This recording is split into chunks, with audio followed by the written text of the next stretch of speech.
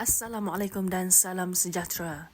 Rakyat secara keseluruhan menolak cadangan menaikkan had pengeluaran caruman KWSP daripada RM1 juta kepada RM1.1 juta dan seterusnya RM1.3 juta kerana didakwa tidak memberi manfaat kepada majoriti pencarum.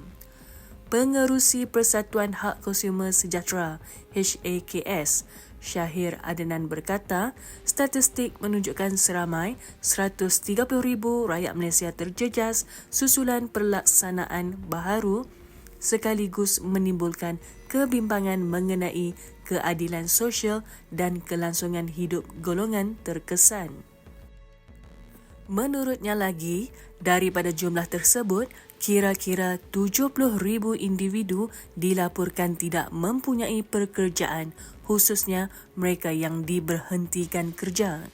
Golongan ini bergantung sepenuhnya kepada dividen KWSP yang dimasukkan ke dalam akaun masing-masing bagi menampung keperluan harian seperti makan, minum, bayaran yuran pengajian anak serta komitmen pinjaman rumah dan kenderaan, katanya dalam kenyataan. Tambah beliau, keadaan dijangka menjadi lebih sukar apabila dividen KWSP yang bakal diumumkan hanya memperuntukkan 10% ke akaun 3 iaitu akaun fleksibel, manakala 90% lagi disalurkan ke akaun 1 dan akaun 2. Katanya lagi, had baharu RM1.3 juta ini menyebabkan ramai hilang punca untuk meneruskan kehidupan. Ia tidak menyelesaikan masalah sebenar rakyat, sebaliknya melebarkan jurang ketidaksamaan dalam keadaan ekonomi semasa yang mencabar, ujar beliau.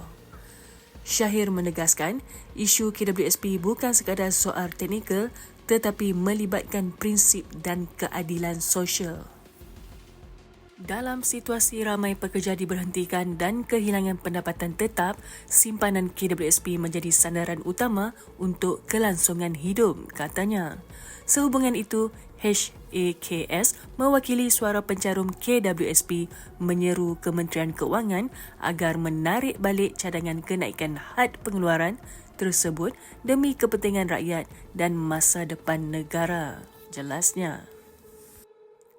Semoga segala cadangan yang diajukan kepada pihak kerajaan, semoga pihak kerajaan dapat menerima segala cadangan yang dicadangkan. Semoga dipermudahkan segala urusan kita semua. Sekian, terima kasih. Assalamualaikum.